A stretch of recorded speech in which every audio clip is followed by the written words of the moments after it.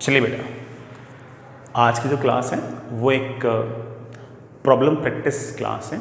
इसमें हम electrostatics chapter के प्रॉब्लम्स की प्रैक्टिस करेंगे और प्रॉब्लम्स का लेवल भी अच्छा खासा होगा। आप सारे के सारे सवाल पहले खुद ट्राई करें और उसके बाद सॉल्यूशंस देखें। सबसे पहले वाले सवाल के अंदर आपके पास दो इनफाइनाइटली लॉन्ग यूनिफॉर्म वायर्स हैं। इसकी चार्ज पर यूनिट लेंथ λ1 है, इसकी चार्ज पर यूनिट लेंथ λ2 है। और इस तार को बेटा, पहले वाले तार को हम लोगों ने फिक्स कर रखा है। ऑफ कोर्स ये वाला तार बेटा इस तार को रेपेल करेगा और कभी ना कभी डिस्टेंस लगातार बढ़ती रहेगी बढ़ती रहेगी बढ़ती रहेगी। Find work done by electric field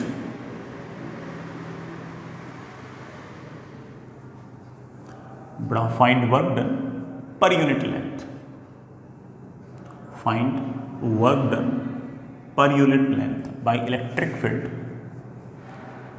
on second wire if separation increases from R to 2R। बेटा पहले इन दोनों वायर्स के लिए सेपरेशन R था, ये सेपरेशन बढ़ते बढ़ते 2R हो जाए, इसके लिए इलेक्ट्रिक फील्ड का वर्क डन बताओ। इलेक्ट्रिक फील्ड का वर्क डन बताओ पर यूनिट लेंथ। चलिए सोचते हैं। मान लीजिए बेटा ये वाला तार तो आपका फिक्स है, सवाल में गिवन है। ये जो सेकंड वायर है, ये वाला वायर इसको रेपेल करेगा, लगातार दूर जाएगा दूर जाएगा दूर जाएगा।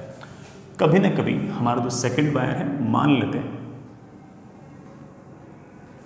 कि ये चलते चलते पहले वाले वायर से x डिस्टेंस दूर है, तो ये वाला जो वायर है इस तार को ऑफ कोर्स रेपेल कर रहा होगा। मैं अगर इस तार में एक छोटी सी लेंथ लूं, लेट्स से L लेंथ ली बेटा मैंने, तो इस L लेंथ के एलिमेंट पर ये वाला तार कुछ ना कुछ फोर्स लगाएगा। जो फोर्स होगा वो होगा इस तार की वजह से तो इलेक्ट्रिक फील्ड मल्टीप्लाइड बाय इतना सा चार्ज। इस तार की वजह से यहां पर electric field as you know it very well that is 2k λ1 upon x multiplied by इतना सा charge. Of course this charge is λ2 into L। Is this force constant और वेरिएबल? आप बोलोगे sir of course this force is variable, because जैसे जैसे लगातार x की value बढ़ेगी वैसे वैसे लगातार फोर्स तो घटेगा। जब भी फोर्स वेरिएबल होता था उस केस में वर्क डन निकालने का बेस्ट तरीका क्या है? बेस्ट तरीका क्या है? हमें क्या करना चाहिए बेटा? हमें F.S यूज करना चाहिए या F.ds यूज करना चाहिए? तो आपको sir of course F.ds use करना चाहिए, मतलब छोटा सा डिस्प्लेसमेंट करना चाहिए। तो इस बड़े वाले तार को हल्का सा बेटा ऐसे सामने की तरफ एक छोटा सा डिस्प्लेसमेंट कर दो। लेट से डिस्प्लेसमेंट है सामने की तरफ dx। इलेक्ट्रोस्टैटिक फोर्स भी है बाहर की तरफ, डिस्प्लेसमेंट भी इस वायर का बाहर की तरफ। इस छोटे से डिस्प्लेसमेंट के लिए इस इलेक्ट्रिक फील्ड ने छोटा सा वर्क डन किया है and that work done is force 2k λ1 λ2 L upon x multiplied bye displacement. बेटा what's the displacement? dx।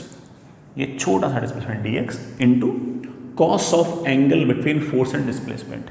Force भी बाहर की तरफ, डिस्प्लेसमेंट भी बाहर की तरफ। This is the work done, but this work done is only for this small displacement dx। Sir ऐसे तो बहुत सारे डिस्प्लेसमेंट्स होंगे, dx dx dx dx dx dx dx dx। Sir ऐसे थोड़ा थोड़ा बढ़ाते बढ़ाते लेके आऊंगा बेटा। बिल्कुल उन सारे के सारे वर्क डन को ऐड कर लो तो नेट वर्क डन का पता लग जाएगा।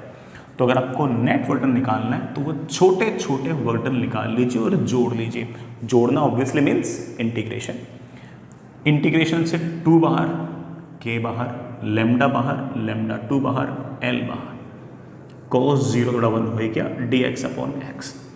x की वैल्यू को कहाँ से कहाँ तक वेरी करें? बेटा मेरे ख्याल से शुरुआत में दोनों वायर्स के जो सेपरेशन r था, जो सेपरेशन r से बढ़कर 2r करना है। तो ऑफ कोर्स x की वैल्यू शुरुआत में r थी और फाइनली 2r है।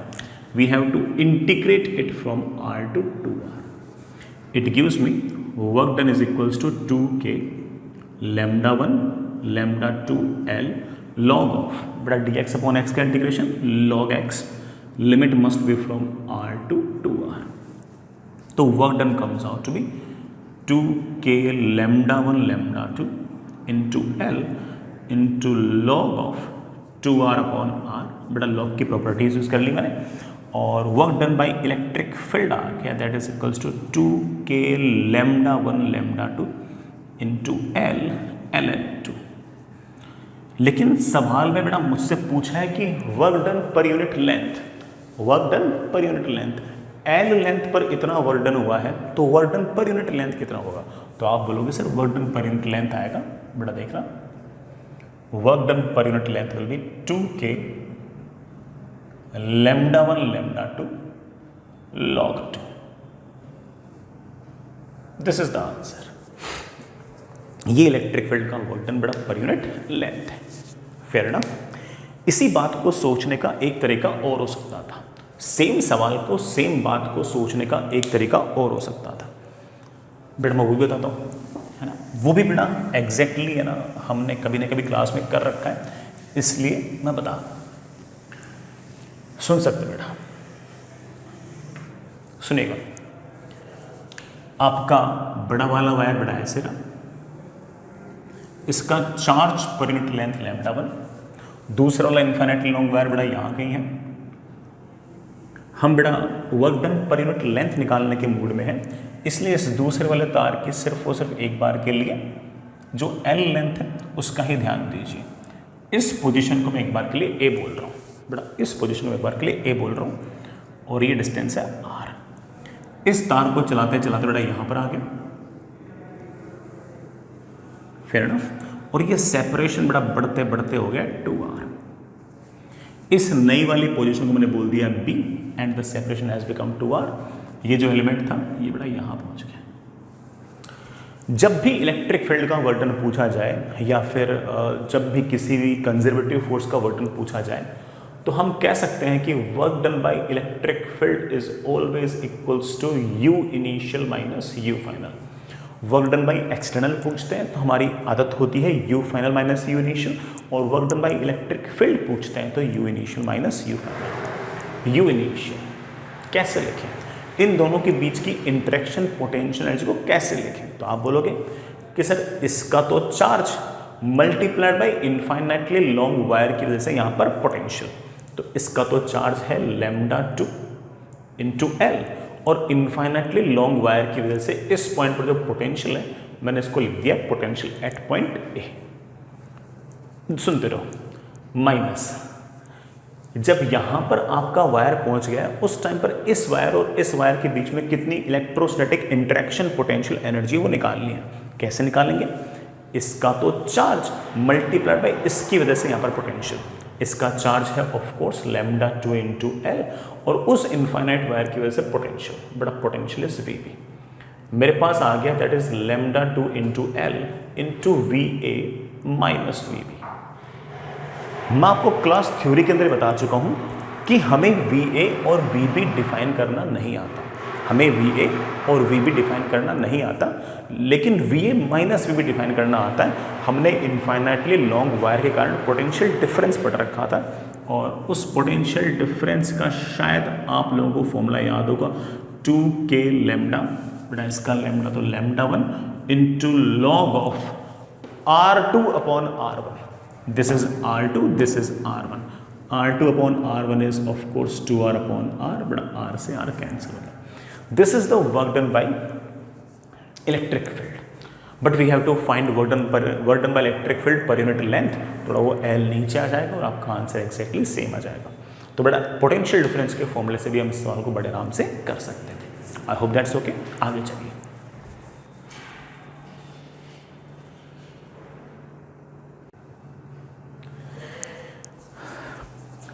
अगला सवाल, अगेन बेटा अगला सवाल ही बहुत अच्छा है.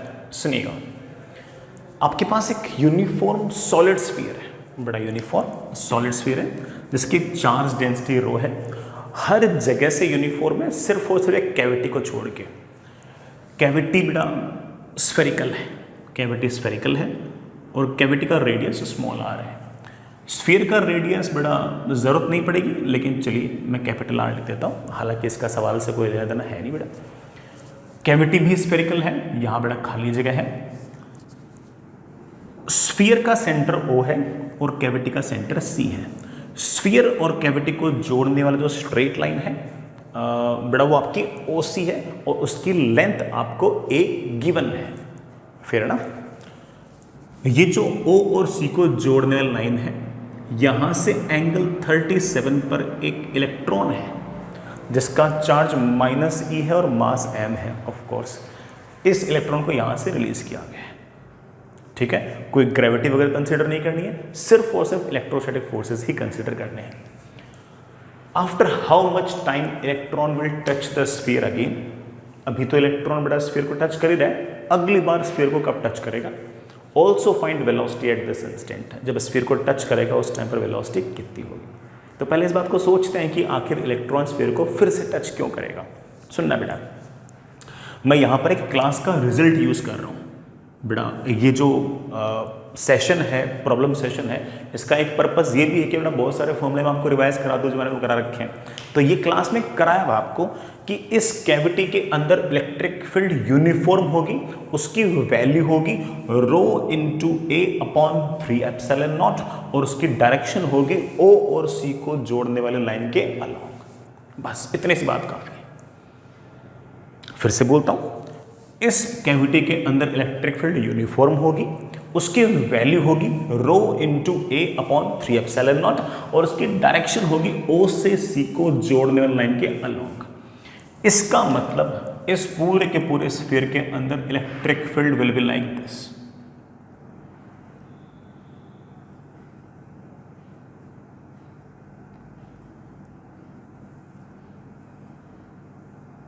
will be like this and the value of electric field will be ρ/3ε0।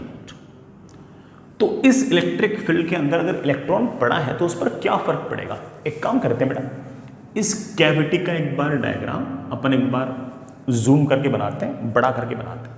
ठीक है, मैं बेटा स्फीयर का नहीं बना रहा हूं, इस कैविटी का डायग्राम बना रहा हूं। ठीक है, तो ये रही बेटा आपकी कैविटी, थोड़ा बड़ा करके दिखा दिया बेटा मैंने। ये बेटा आपका पॉइंट C, इसका जो रेडियस है बेटा आपके पास R है। इस डायमीटर के बेटा, इस डायमीटर से एंगल 37 डिग्री पर कोई इलेक्ट्रॉन है जिसका चार्ज है -e और मास है m। ये बेटा रेडियस R। अब इस इलेक्ट्रॉन पर एक फोर्स लगेगा, कौन सा? तो आपको देखो सर ऐसा है कि पूरे के पूरे इस कैविटी के अंदर इलेक्ट्रिक फील्ड है यूनिफॉर्म और वो है ऐसे। इलेक्ट्रिक फील्ड अगर ऐसे है तो इलेक्ट्रॉन पर फोर्स इलेक्ट्रिक फील्ड की तरफ नहीं बेटा, उसके अपोजिट होगी, इलेक्ट्रिक फील्ड के अपोजिट होगी और उस फोर्स की वैल्यू होगी इलेक्ट्रॉन का तो charge multiplied by electric field की वैल्यू। सर इलेक्ट्रॉन का चार्ज -e लिखो ना बेटा, माइनस तो सिर्फ और सिर्फ क्या रिप्रेजेंट करता है? डायरेक्शन, कि इलेक्ट्रिक फील्ड अगर ऐसे तो आपका फोर्स ऐसे। बस इस फोर्स की वैल्यू आ गई बेटा E, सॉरी बेटा E into electric field. Electric field is ρ/3ε0।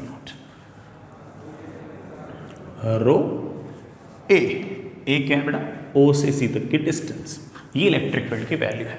We must have to remember बेटा this electric field, the value of electric field inside the cavity will be constant. Its value will be ρ multiplied with बेटा center of the sphere to center of cavity upon 3ε0 and it's of course uniform.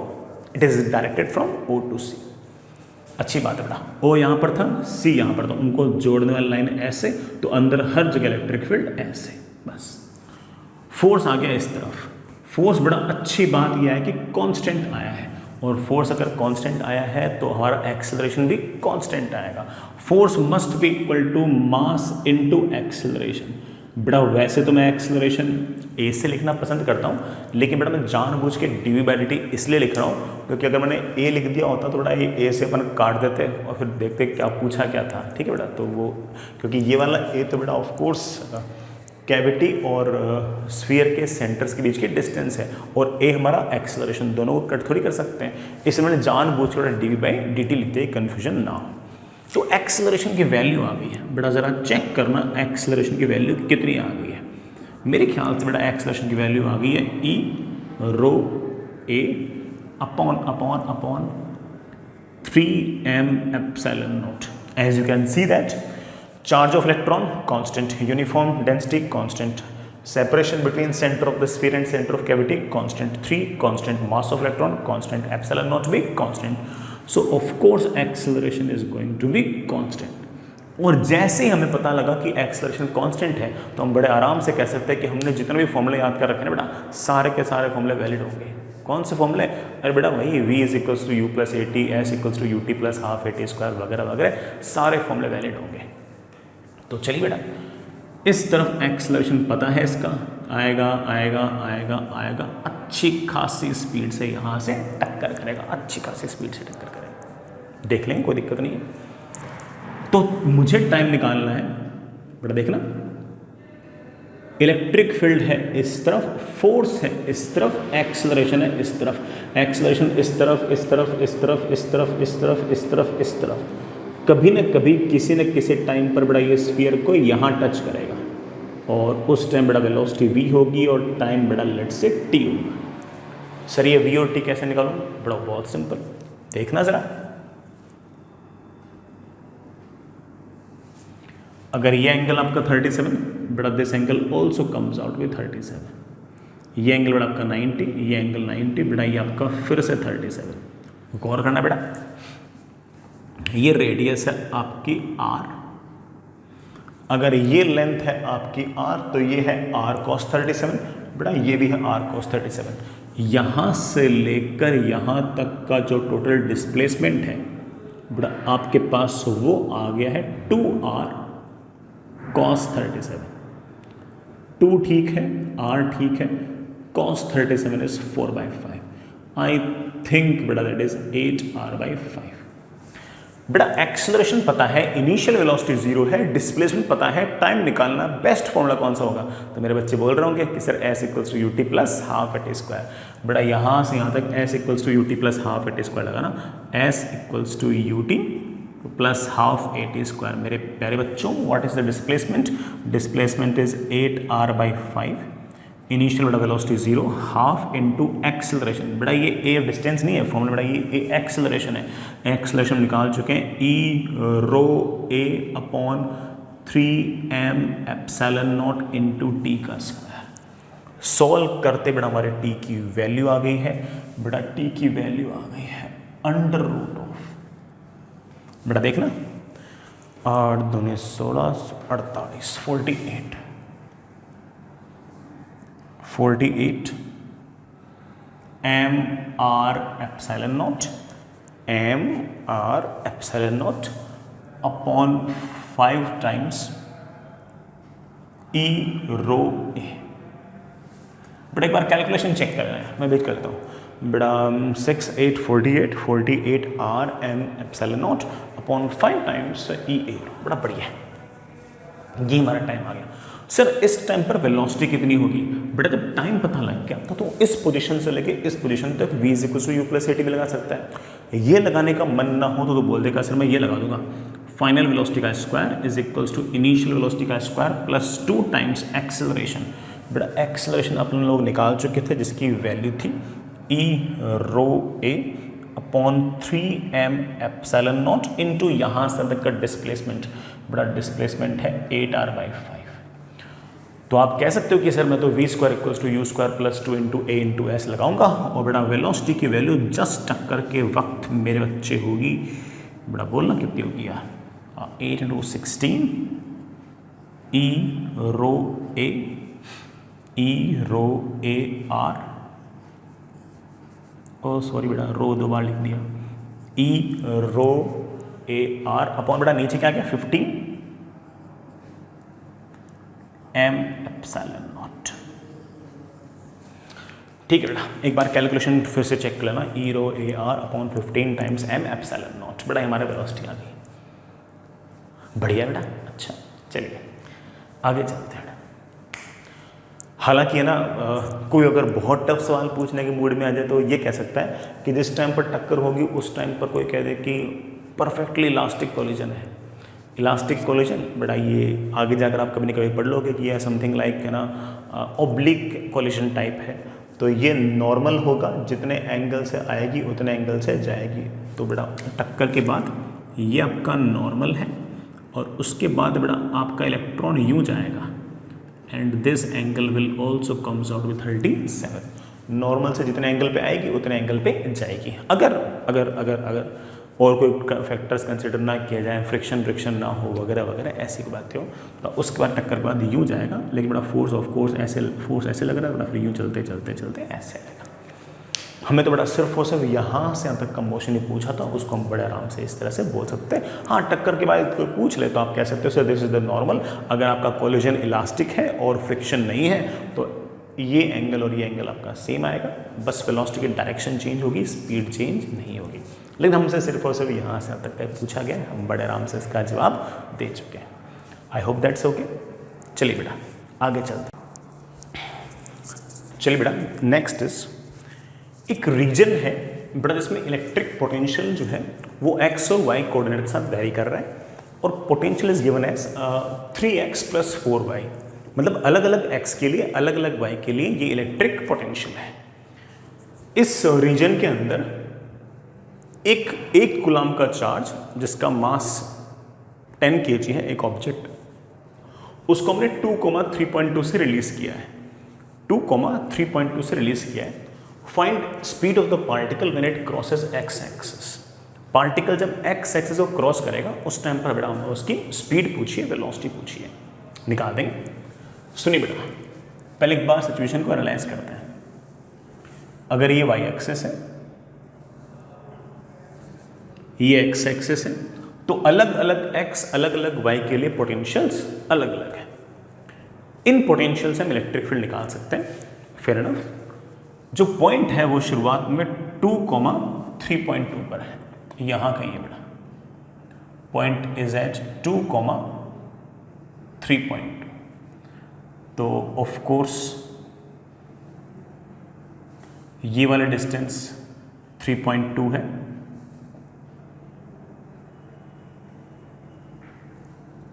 ये वाला distance आपके पास 3.2 है और ये distance आपके पास 2 है।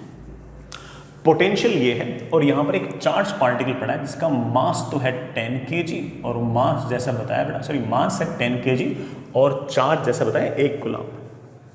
Potential से पहले इलेक्ट्रिक फील्ड निकाल लो, इलेक्ट्रिक फील्ड से हम फिर फोर्स निकाल लेंगे। आप सोच रहे हो सर पोटेंशियल से इलेक्ट्रिक फील्ड कैसे निकाल लें?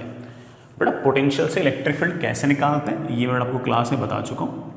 क्या उसके पीछे का फॉर्मूला है बेटा, क्या कहानी है, you know it very well. Electric field along x axis is always -del(v)/del(x)। बेटा पूरे एक्सप्रेशन को x के रेस्पेक्ट में डिफरेंशिएट करता हूँ बेटा। 3 कांस्टेंट है, बाहर निकाल लो। x का डिफरेंशियल x के रेस्पेक्ट में कितना आएगा 1। बेटा डिफरेंशिएट कर रहे हो x के रेस्पेक्ट में, y will be considered to be constant, उसका differential 0। Electric field along x axis आ गई है -3। If it is SI unit of course that is newton पर coulomb. Similarly, electric field along y-axis, it is -del(v)/del(y). बेटा y के respect में अगर differentiate किया तो माइनस तो लगा नहीं बेटा, 3x का डिफरेंशियल तो 0, 4 कांस्टेंट है, बाहर निकाल लो। y का डिफरेंशियल y के रेस्पेक्ट में 1, दैट कम्स आउट विद -4। तो अगर कोई मुझसे इलेक्ट्रिक फील्ड पूछेगा तो I would say that is -3i cap -4j cap newton पर कूलम। ये इलेक्ट्रिक फील्ड है। कोई मुझसे पूछ ले कि फोर्स कितना होगा तो मैं बोलूँगा charge multiply electric field. Charge बेटा 1 कूलम, इलेक्ट्रिक फील्ड है -3i cap -4j cap newton पर कूलम। कूलम से कूलम कैंसिल, फोर्स की वैल्यू आ गई है -3i cap -4j cap, that is equals to mass into acceleration. Net force is always mass into acceleration. Acceleration की बेटा value आ गई है, कितनी वैल्यू आ गई बेटा? -0.3i कैप -0.4j कैप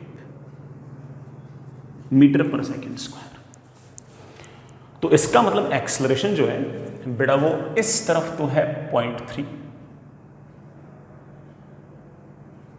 और इस तरफ है 0.4।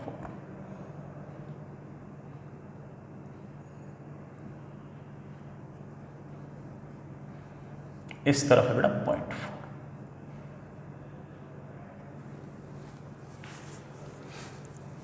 इस तरफ बेटा 0.4। Fair enough, fair enough. अब ये वाला बेटा पार्टिकल चलते चलते चलते चलते चलते चलते चलते बेटा यहां कहीं आएगा, यहां कहीं आएगा। मान लीजिए बेटा ये पार्टिकल चलते चलते चलते कभी यूं आया और कभी न कभी बेटा ये एक्स एक्सिस को क्रॉस करता है, कभी न कभी एक्स एक्सिस को क्रॉस करता है। एक्स एक्सिस को क्रॉस करेगा तो यहां कहीं बेटा इसकी वेलोसिटी इस तरफ होगी vx, इस तरफ बेटा वेलोसिटी होगी vy। जब एक्स एक्सिस को क्रॉस करेगा तो x के अलोंग कितना डिस्प्लेसमेंट है ये तो नहीं पता, लेकिन y के अलोंग डिस्प्लेसमेंट मुझे पता है बेटा कितना है 3.2। तो आप बोलोगे कि sir displacement along y axis is initial velocity along y axis into time plus half into acceleration along y axis into t का स्क्वायर। पार्टिकल यहां से चलते चलते चलते यूं आ गया, एक्स एक्सिस को क्रॉस कर रहा है, y डायरेक्शन में डिस्प्लेसमेंट पता है बेटा, y डायरेक्शन में डिस्प्लेसमेंट है -3.2, इनिशियल बेटा वेलोसिटी है y एक्सिस में 0 क्योंकि रिलीज किया गया है, plus half into acceleration along y axis मेरे बच्चे है 0.4 इनटू t का स्क्वायर। बेटा माइनस से माइनस कैंसिल हो गया, t स्क्वायर की वैल्यू आ गई है बेटा कितनी 64/4 बेटा दैट कम्स आउट 16। तो टाइम की वैल्यू आ गई बेटा कितनी 4 सेकेंड। बेटा टाइम की वैल्यू आ गई 4 सेकेंड। तो 4 सेकेंड बाद बेटा आपके पास पार्टिकल जो होगा वो इस तरह से एक्स एक्सिस को क्रॉस करेगा। अच्छी बात है बेटा। 4 सेकेंड बाद इसकी वेलोसिटी क्या होगी बेटा, बहुत सिंपल, ये 0.3 है, ये 0.4 है, तो नेट एक्सेलरेशन आप बड़े आराम से कह सकते हो कि sir net acceleration root of इसका स्क्वायर प्लस इसका स्क्वायर, नेट एक्सेलरेशन आ गया 0.5 मीटर पर सेकेंड स्क्वायर।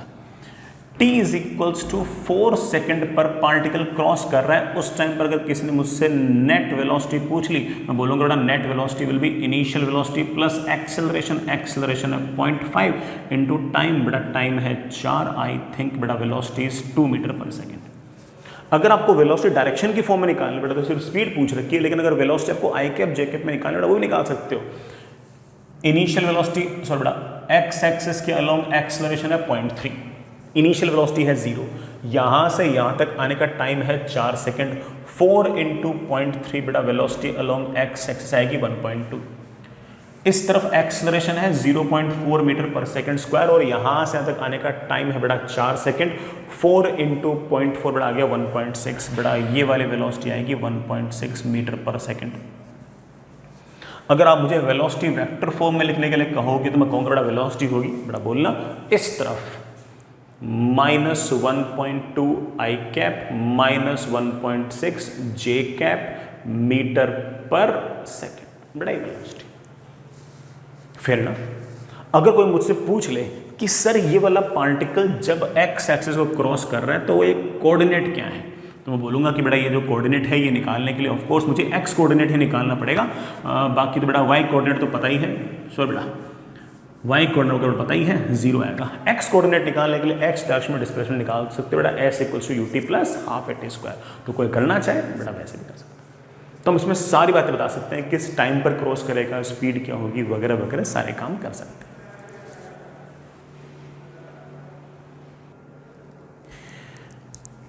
चलिए बेटा हमारे पास सिचुएशन ऐसी है कि एक यूनिफॉर्मली चार्ज्ड रिंग है बेटा, ये रिंग है, ये यूनिफॉर्म है।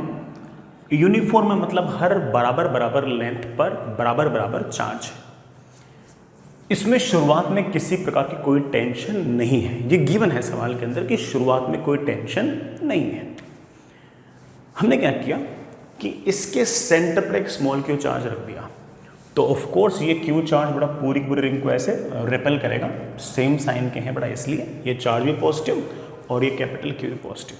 वो रेपेल करने के कारण हो सकता है कि बड़ा इस रिंग का हल्का सा रेडियस बढ़ भी जाए, बट कैलकुलेशन पर्पस के लिए बड़ा रेडियस एक बार के लिए आर मान लो। आपको ये बताना है कि इस स्मॉल क्यू को सेंटर पर रखने के कारण इस रिंग के अंदर कितनी टेंशन आई। शुरुआत में टेंशन नहीं थी, ये गिवन है। अब आपने क्या किया कि जैसे क्यू चार्ज सेंटर पे रखा तो सारी के सारे जो रिंग है उसको क्यू चार्ज बाहर की तरफ रेपेल कर रहा है, रेपेल कर रहा है, रेपेल कर रहा है, और रेपेल करने से ऑफकोर्स टेंशन हल्की सी क्रिएट होगी, वो टेंशन हम लोगों को निकालनी है। तो चलिए निकालते हैं। पहली बात तो एफ किसकी बनाए, थोड़ा ये बात तो तय है कि पूरी रिंग की अगर एफ बनाओगे ना तो उस एफ में टेंशन आएगा ही नहीं। टेंशन तब आएगा जब रिंग का कोई छोटा सा पार्ट लोगे, छोटा सा हिस्सा लोगे। तो चलिए बड़ा लेते हैं। मैंने एक छोटा सा हिस्सा लिया ऐसे, और उस छोटे से हिस्से ने बड़ा मान लीजिए कि यहां पर एंगल सबस्टेंड किया है 2d थीटा, उसमें से ये d थीटा तो बड़ा ये भी d थीटा। Fair enough.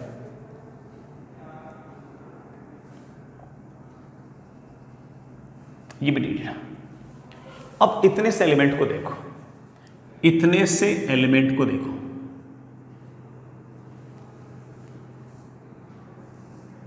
यहां पर Q चार्ज है और ये जो इतनी सी रिंग है इसके पास कितना चार्ज है। तो आप कह सकते हो कि सर पूरे 2 पाई एंगल पर चार्ज फैला हुआ है Q, तो 1 रेडियन पर चार्ज फैला होगा Q अपॉन 2 पाई, तो 2d थीटा एंगल पर चार्ज फैला होगा Q upon 2 pi into 2d theta, बड़ा 2 से 2 कैंसिल, इसके पास चार्ज आ गया Q upon pi into d theta. Fair enough. छोटा सा चार्ज मान सकते बेटा, ने जानबूझ के छोटा चार्ज लिया है। छोटा इसलिए लिया है क्योंकि बेटा मैं इन दोनों पॉइंट्स के बीच में बेटा जी वो कूलम्स लगाना चाहता हूँ k q1 q2 upon r square, और वो आप सिर्फ तभी लगा सकते हो जब ये पॉइंट चार्ज हो। पॉइंट चार्ज हो इसलिए बेटा मैंने एलिमेंट बहुत छोटा सा लिया है, बहुत छोटा सा लिया। तो ये वाला q चार्ज इस छोटे से पॉइंट चार्ज को ऑफ कोर्स बड़ा रेपेल करेगा ऐसे छोटे से फोर्स से, and that force will B इसका चार्ज, सॉरी बेटा पहले k, इसका चार्ज q, इसका charge q upon pi into D theta upon बेटा जी रेडियस का स्क्वायर। इस फोर्स के कारण ये हल्का सा एलिमेंट जाना चाहेगा बाहर। जैसे ये एलिमेंट हल्का सा जाना चाहेगा बाहर, पूरी पूरी रिंग तन जाएगी, खिंच जाएगी, और खिंचते ही मान लीजिए बेटा इस तरफ से टेंशन आ गया है T1। टेंशन आने का अर्थ क्या, मैं कई बार बता चुका हूं आपको। टेंशन आने का अर्थ यह है कि जैसे ये हिस्सा बाहर जाने लगेगा तो इस पॉइंट पर बाकी रिंग जो है वो अपनी तरफ खींचेगी। व्हेन आई से अपनी तरफ खींचेगी, इतना मतलब टेंजेंशियली खींचेगी। This angle will be 90, and if this angle will be 90 I could easily say कि ये वाला एंगल अगर आपका डी थीटा, तो ये वाला एंगल 90 माइनस डी थीटा, तो बेटा जी ये वाला angle comes out to be D theta. इसी तरह से जैसे ये हिस्सा बाहर जाने लगेगा, इस पॉइंट पर बाकी जो रिंग होगी इस हिस्से को अपनी तरफ खींचेगी, और अपनी तरफ मतलब बेटा कैसे, टेंजेंशियली, और जिस फोर्स से खींचेगी उसको मैंने T2 बोल दिया है बेटा। ऑफ कोर्स अगेन टेंजेंशियली खींचेगी। ये वाला एंगल 90, ये एंगल डी थीटा, ये एंगल 90 माइनस डी थीटा, तो बेटा ये वाला एंगल भी डी थीटा। T1 के कंपोनेंट्स देखिए बेटा, इधर की तरफ आ गया है T1 का कॉस डी थीटा, इधर की तरफ आ गया है T1 का साइन डी थीटा। T2 के 2 कंपोनेंट, इस तरफ आएगा T2 का कॉस डी थीटा, इस तरफ आ गया है T2 का साइन डी थीटा। हम जानते हैं कि हमारा वायर वैसे कहीं जा नहीं रहा, तो नेट फोर्स तो जीरो होना चाहिए। तो बाहर का फोर्स बराबर अंदर का फोर्स, लेफ्ट का फोर्स बराबर राइट का फोर्स। लेफ्ट का फोर्स बराबर राइट का फोर्स किया तो मेरे पास एक बहुत ही ट्रिवियल सी इक्वेशन आ गई कि T1 का cos D theta is equals to T2 का कॉस डी थीटा। इसका मतलब T1 इक्वल्स टू T2। ये तो होना ही था। रिंग के सारे पॉइंट तो एक जैसे हैं, सिमेट्रिक है, और अगर रिंग के सारे पॉइंट एक जैसे हैं, सिमेट्रिक है, तो हर पॉइंट पर टेंशन तो सेम आना चाहिए। So T1 must be equal to T2। हर जगह बेटा टेंशन सेम होनी चाहिए थी। अब बेटा हम T1 इक्वल्स टू T2 लिखेंगे, या फिर बेटा उसको हम T भी लिख सकते हैं। अब बेटा इस रेडियल डायरेक्शन में देखो, बाहर की तरफ फोर्स लग रहा है। क्या फोर्स लग रहा है बेटा, KQQ upon pi are square into D theta बराबर अंदर की तरफ फोर्स है। T sine D theta, T sine D theta क्या लिखूंगा, 2t साइन डी थीटा। बड़ा साइन डी थीटा को जानबूझ के डी थीटा लिखा मैंने, क्यों, एंगल छोटा है तो sine x can be written x x, तो sine D theta can be written as d theta. D theta से डी थीटा कैंसिल हो गया और टेंशन की वैल्यू आ गई है, यही तो पूछी थी बेटा, टेंशन की वैल्यू आ गई है K Q Q upon pi are square. ये ले बेटा, ओ सॉरी 2 भी आएगा, K Q Q upon 2 pi are square. कई बच्चे बेटा इसको याद भी रखते हैं कि sir K Q Q upon R square मतलब सारे फोर्स को स्केलरली ऐड कर लो डिवाइड बाई 2 पाई। बेटा ठीक है, याद करने का तरीका भी हो सकता है, बाकी बेटा निकालने का तरीका तो यही है। टेंशन का आंसर आ गया K Q Q upon 2 pi are square. इसका एक पार्ट और, अगले पार्ट का इस चैप्टर से बेटा कोई लेना देना नहीं है।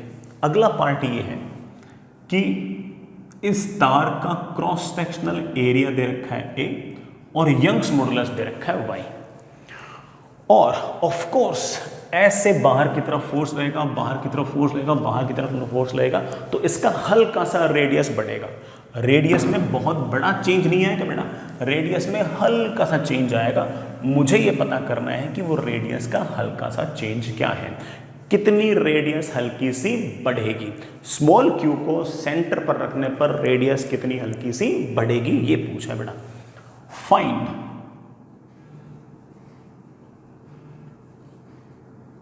change in radius when small q is placed at center। Centre पर रखने पर बड़ा स्मॉल क्यू जो है, स्मॉल क्यू को सेंटर पर रखने पर रेडियस पर कितना फर्क पड़ेगा, सोचते हैं। देखना बेटा, पहले मान लेते हैं कि बेटा मामला ऐसा था, स्मॉल क्यू रखते बेटा रेडियस में हल्का सा परिवर्तन आएगा, बहुत बड़ा चेंज नहीं आएगा बेटा, लेकिन हल्का सा बेटा ऐसा फर्क तो पड़ेगा। तो पहले अगर रेडियस बेटा लूप की आर थी तो नई वाली रेडियस को बड़े आराम से लिख सकता हूं आर प्लस डी आर। तो तार की लंबाई बढ़ गई है बेटा, तार की लंबाई बढ़ गई है। क्या लंबाई और Young's modulus cross sectional area के बीच कोई रिलेशन होता है? आप कहोगे हाँ सर बिल्कुल होता है। Young's modulus is simply stress upon strain. Stress is of course कितना टेंशन है per unit cross sectional area, tension T upon cross sectional area. Strain is of course change in length upon actual length. Tension लिखाओ बेटा, tension मेरे बच्चे निकाल चुके हैं के Q Q upon 2 pi are square upon area. Change in length, पहले length थी 2 पाई आर, अब लेंथ है 2 pi R plus D R. बेटा पहले लेंथ थी 2 पाई आर, अब लेंथ है 2 pi R plus D are. ये बेटा नई लेंथ आ गई है। तुम आपसे पूछो बेटा कितनी लेंथ बढ़ गई है, तो आप बोलोगे सर लेंथ बढ़ गई है 2 pi d r. Change in length, change in length is 2 pi d r upon actual length. Actual length बेटा आ गई है 2 पाई आर। 2 पाई से 2 पाई गया बेटा, मेरे ख्याल से तो काम बन गया। मेरे से आपने चेंज इन रेडियस पूछा था बेटा, change in radius comes out, छोटा सा है ना इसलिए बेटा उसको डेल्टा आर लिख दिया। The answer comes out to be K Q Q R. अरे बेटा एक आर तो कैंसिल ही हो गया, upon 2 pi R A Y. इतना बड़ा आपका रेडियस बढ़ जाएगा, इतना सा बड़ा रेडियस बढ़ जाएगा। इसको बड़ा डी आर में लिखना चाहो डेल्टा आर लेना चाहो डेल्टा आर लिख दो। मुझे लगा बड़ा बहुत छोटा है तो मैंने इसको डी आर लिख दिया। चलेगा, आगे चलिए बेटा।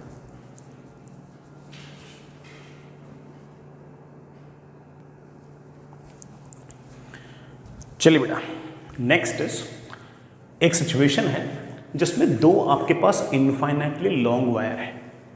ये एक इनफाइनाइटली लॉन्ग वायर है जिसकी चार्ज पर यूनिट लेंथ है λ1। दूसरा इनफाइनाइटली लॉन्ग वायर है ऐसे जिसकी चार्ज पर यूनिट लेंथ है λ1। ये λ1 है, ये λ2 है। ये जो डिस्टेंस है परपेंडिकुलर डिस्टेंस, ये बेटा आपके r गिवन है। इसकी लेंथ इनफाइनाइट, इसकी लेंथ भी इनफाइनाइट, ये वाला सेपरेशन आपका r, इसका चार्ज पर यूनिट लेंथ λ1, इसका चार्ज पर यूनिट लेंथ λ2, और मुझे दोनों के बीच का इलेक्ट्रोस्टैटिक फोर्स निकालना है। इस तरह की लाइंस जो बड़ा यूं एक दूसरे के परपेंडिकुलर हो लेकिन एक प्लेन में ना हो, ऐसी लाइंस को हम स्क्यू लाइंस कह सकते हैं। बड़ा these lines are known as skew lines. बड़ा आप 3D ज्योमेट्री वेक्टर्स वगैरह में मैथ्स में पढ़ भी लोगे। हमें बड़ा इनके बीच का फोर्स निकालना है। चलिए बड़ा देखते हैं। फोर्स निकालने का बेसिक तरीका आप जानते ही हो, एक की वजह से इलेक्ट्रिक फील्ड मल्टीप्लाई बाय दूसरे का चार्ज। लेकिन इस इनफाइनाइटली लॉन्ग वायर की वजह से यहाँ पर इलेक्ट्रिक फील्ड ज़्यादा है, यहाँ कम है, यहाँ कम है, आगे तो और कम है। तो ऑफ कोर्स सीधा नहीं कर सकते कि इलेक्ट्रिक फील्ड इनटू चार्ज।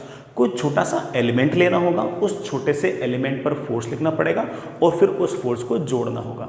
और जोड़ते वक्त ध्यान रखना पड़ेगा कि यार कहीं हम वेक्टर की तरह जोड़ना है या स्केलर की तरह जोड़ना है। ऑफ कोर्स फोर्स वेक्टर है तो ऑफ कोर्स वेक्टर की तरह ही जोड़ना है। तो चलिए देखते हैं। स्ट्रेट वायर में एलिमेंट्स किस तरह से चूज करते हैं बड़ा आप जानते ही हो। मैं यहाँ इस परपेंडिकुलर डिस्टेंस x से ऊपर गया और एक छोटा सा एलिमेंट कट किया dx विड्थ का। इस एलिमेंट के पास बड़ा छोटा सा चार्ज आएगा, वो आएगा λ2 इंटू dx। इस इनफाइनाइट वायर के कारण इलेक्ट्रिक फील्ड होगी ऐसे, और उस इलेक्ट्रिक फील्ड की वैल्यू होगी 2k λ1 अपॉन r। r मतलब बड़ा डिस्टेंस, बड़ा this distance is not r, बड़ा this is root of r square plus x square. तो root of r square plus x square, this is the electric field. बच्चे बोलेंगे sir I am not interested in electric field, I am interested in force. Force होगा इसकी वजह से, तो यहां पर इलेक्ट्रिक फील्ड मल्टीप्लाई बाय इसका चार्ज। इसका charge as we know it very well बड़ा that is λ2 into dx। Let's say बड़ा this angle is theta, so this angle also comes out to be theta. लेकिन ऐसा भी नहीं बेटा कि नेट फोर्स निकालने के लिए सीधा इसको इंटीग्रेट कर दें, क्योंकि बड़ा फोर्स एक वेक्टर क्वांटिटी, डायरेक्शन का ध्यान तो रखना ही पड़ेगा। तो डायरेक्शन का ध्यान रखने के लिए एक सिमेट्रिक पॉइंट और लेते हैं। हम क्या करते हैं कि यही बड़ा परपेंडिकुलर से x डिस्टेंस नीचे आए, फिर से छोटा सा एलिमेंट लिया, उस एलिमेंट का बड़ा चार्ज आएगा λ2 इंटू dx। इस इनफाइनाइटली लॉन्ग वायर की वजह से बड़ा फोर्स आएगा ऐसे। मेरा मन नहीं कर रहा, मैं सीधा बोल रहा हूं कि अगर ये वाला फोर्स df, तो प्यारे बच्चों ये वाला फोर्स भी तो df। सेम क्यों लिख दिया बेटा? जितनी डिस्टेंस ये उतनी डिस्टेंस ये, जितनी इलेक्ट्रिक फील्ड ये उतनी इलेक्ट्रिक फील्ड ये, जितना चार्ज ये उतना चार्ज है, तो जितना फोर्स ये उतना फोर्स है। मैग्नीट्यूड में तो सेम ही आ रहा है। And as you can see that कि this angle also comes out with theta, this angle also comes out with theta. अब देखना बेटा, इधर की तरफ df का एक कंपोनेंट आएगा that is df cos theta, इधर की तरफ एक कंपोनेंट आएगा दैट इज df का sin थीटा। यहां बेटा df के दो कंपोनेंट आएंगे, ये वाला आएगा आपका df का cos थीटा और ऐसे आएगा आपका df का sin theta. As you can see that कि df का sin थीटा, df का sin थीटा हमेशा ही कैंसिल आउट हो जाएगा पेयर बना के, सिर्फ और सिर्फ df का cos थीटा ही बेटा आपका नेट फोर्स होगा। अब मेरा सवाल आपसे ये है कि नेट फोर्स लिखने के लिए क्या करूं बेटा? इंटीग्रेशन df लिखो या इंटीग्रेशन df का cos थीटा लिखो या इंटीग्रेशन ऑफ 2df का cos थीटा लिखो? मेरा ये सवाल आपसे है। तो आप बोलोगे सर ये तो बिल्कुल गलत है, सर df थोड़ी जोड़ लेंगे, एक कंपोनेंट तो कैंसिल ही हो रहा है। ये दोनों ही सही है, बस लिमिट ढंग से लगाओ। अगर मैं सिर्फ df का cos थीटा लिख रहा हूँ, इसका मतलब मैंने सिर्फ और सिर्फ इस एलिमेंट का ये वाला जो हिस्सा है, ये वाला जो फोर्स का कंपोनेंट है, इसको जोड़ रहा हूँ और x को वेरी कर देना -∞ से +∞। सबसे नीचे वाले पॉइंट के लिए x की वैल्यू -∞, सबसे ऊपर वाले पॉइंट के लिए +∞। तो आप कह सकते हो कि सर -∞ टू +∞। अगर आपने 2df cos थीटा लिख दिया है, इसका मतलब आपने इसको और इसको दोनों कंसिडर कर लिया है। अगर दोनों कंसिडर कर लिया है तो सिर्फ और सिर्फ यहाँ से ऊपर तक ही इंटीग्रेट करो और ऊपर ऊपर इंटीग्रेशन होता है क्या, तो साथ साथ नीचे भी इंटीग्रेशन तो होता है क्या, क्योंकि 2 में बेटा एक ऊपर वाला तो एक नीचे वाला चार्ज भी होता है, दोनों का आ चुका है।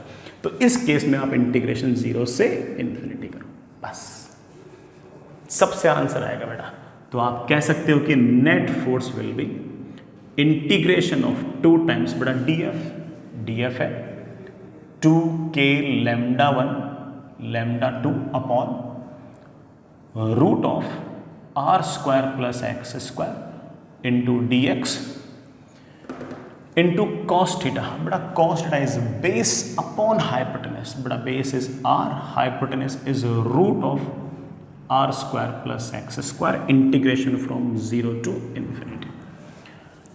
बेटा 4 बाहर, k बाहर, λ1 बाहर, λ2 बाहर, r बाहर, integration of dx upon r square plus x square. The value of x is varying from 0 to infinity.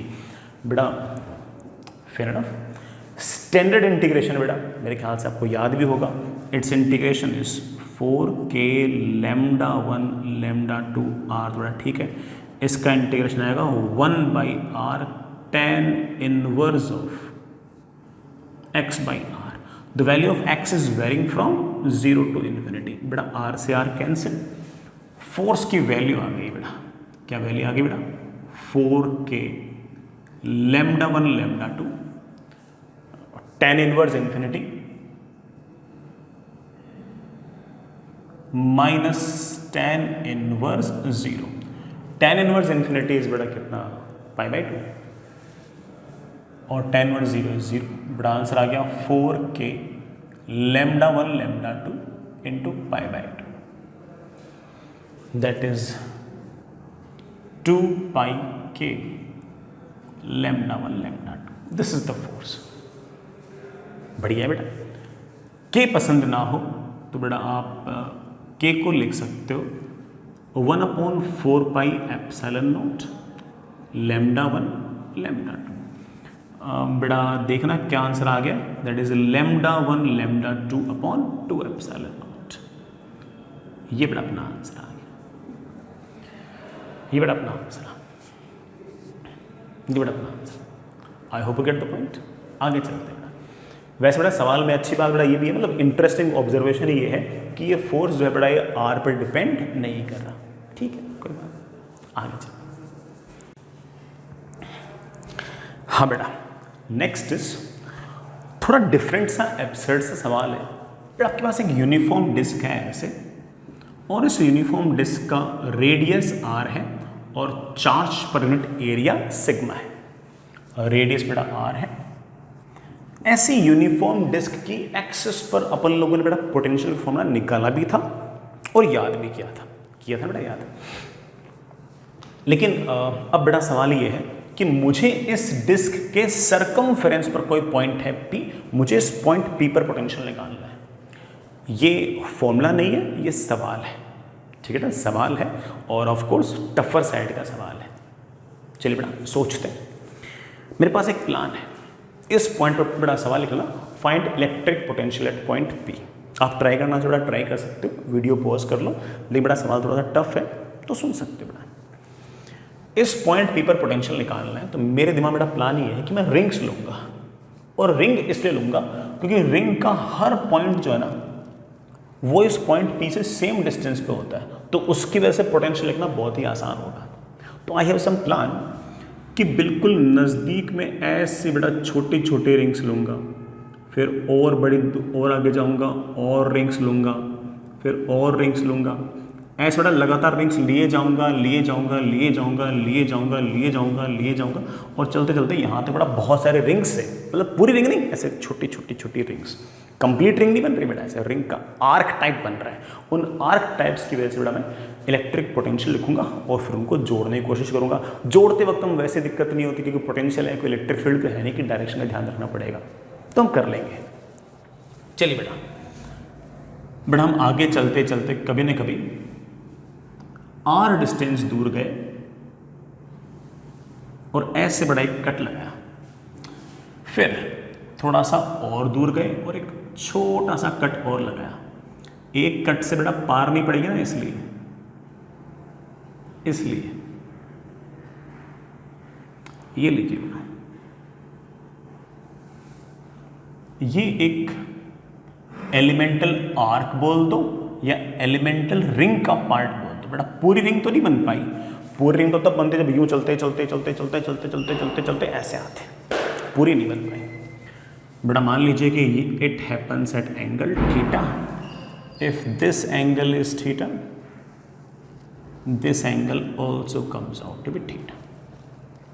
Fair enough बेटा। इस रिंग के पास बेटा मान लेते हैं कि छोटा सा चार्ज है dq और इसकी थिकनेस बेटा एक बार के लिए मान लेते हैं चेंज इन r। बेटा change in r is of course dr। ठीक है बेटा, इसकी लंबाई देखना बेटा, इस आर्क की लंबाई देखना। आप बोलोगे सर ये सारा का सारा एंगल है 2 थीटा, ये रेडियस है स्मॉल r, तो सर आर्क लेंथ होगी r, ये एंगल है 2 थीटा, तो बेटा by definition of angle we could say कि आर्क की लंबाई होगी r इंटू 2 थीटा। तो ये जो आर्क है इसकी लंबाई हो जाएगी 2r थीटा। काश मैं इसका चार्ज बता पाऊं, चार्ज होगा dq sigma into area.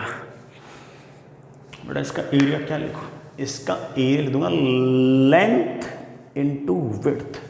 Length मेरे बच्चे बोल रहे हैं 2r theta into width, width मेरे बच्चे बोल रहे हैं dr। Oh this is small charge dq। Sir मुझे dq में इंटरेस्ट नहीं है, मुझे इंटरेस्ट है इस रिंग की वजह से यहां पर पोटेंशियल में। बेटा इस रिंग का हर पॉइंट, इस रिंग का हर पॉइंट यहां से r डिस्टेंस पे, स्मॉल r डिस्टेंस पे, स्मॉल r डिस्टेंस पे, स्मॉल r डिस्टेंस पे, तो इस रिंग की वजह से छोटा सा पोटेंशियल आएगा। उस छोटे से पोटेंशियल dv लिख सकता हूं कि इसका चार्ज dq डिवाइड बाई ये सारा का सारा dq चार्ज कितने डिस्टेंस पे है, r डिस्टेंस पे। k को बेटा लिखना चाहो तो 1/4 पाई एप्सिलॉन नॉट लिख दो। dq बेटा कितना होगा 2 सिग्मा r dr, बेटा 2 sigma r dr d theta upon बेटा r तो है ही, r से r का रायता खत्म। ठीक है ना, बढ़िया है बेटा, ये पोटेंशियल है। लेकिन आप बोलोगे सर सिर्फ इसकी वजह से है, सर ऐसे तो बहुत सारी यहाँ तक होंगे, सबकी वजह से लिखो, सबकी वजह से लिखना और जोड़ देंगे। जोड़ते वक्त हम बिल्कुल भी घबराएंगे नहीं, बिकॉज वी नो दैट कि है ना यार पोटेंशियल तो एक स्केलर क्वांटिटी है, तो ठीक है। बड़ा देखना सिग्मा कांस्टेंट है, 2 पाई एप्सिलॉन नॉट कांस्टेंट है, इंटीग्रेशन में सिर्फ और सिर्फ अंदर बच गया है D theta into D R. यार अंदर डी थीटा भी है और डी आर भी है, या तो सिर्फ और सिर्फ थीटा होता है या सिर्फ और सिर्फ आर होता तो कर भी लेते, दोनों बड़ा परेशान करेंगे। चलिए उनको थोड़ा सिंप्लीफाई कर लेते हैं, मेरे ख्याल से सिंप्लीफाई हो जाएंगे यार, मेरे ख्याल से हो जाएंगे। थोड़ी ज्योमेट्री लगाना, इस पॉइंट से इस पॉइंट को जोड़ दो, ये आपका डायमीटर है, डायमीटर की जो लेंथ है इट इज 2r। डायमीटर बड़ा सरकमफेरेंस पर जो एंगल सबस्टेंड करता है that you know it very well, बड़ा दैट इज 2r। तो आप कह सकते हो कि अगर ये वाला एंगल जैसा कि थीटा है तो cos थीटा इज, इस राइट एंगल ट्रायंगल को देखो 90 डिग्री के सामने आपका हाइपोटेन्यूस है, थीटा के साथ वाला आपका बेस है, तो आप बोलोगे बेस, बेस है स्मॉल r और हाइपोटेन्यूस है 2r। तो आप कह सकते हो कि मेरे पास स्मॉल r की वैल्यू आ गई, बेटा कितनी वैल्यू आ गई है 2r cos थीटा। बच्चे मेरे सर r नहीं चाहिए, मेरे को dr चाहिए, बेटा dr चाहिए डिफरेंशिएट कर दे, 2 constant r constant, cos theta का डिफरेंशियल होगा minus sine theta into D theta. पटको वहां पे, बड़ा पटका मैंने, तो सिग्मा ठीक है, माइनस 2r बेटा बाहर आ गया, और नीचे बेटा 2 पाई एप्सिलॉन नॉट तो पहले से था, बेटा अंदर बच गया तेरे पास साइन थीटा, बेटा ये एक थीटा भी तो बेटा,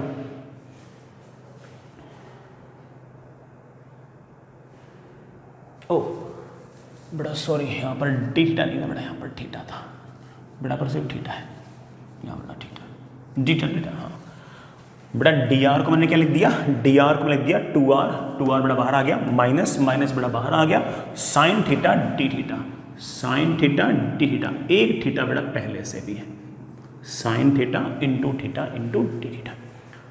सर थीटा ही थीटा बचा है, अब तो इंटीग्रेट कर लेंगे बेटा, कर लोगे लेकिन पहले लिमिट चेक करो।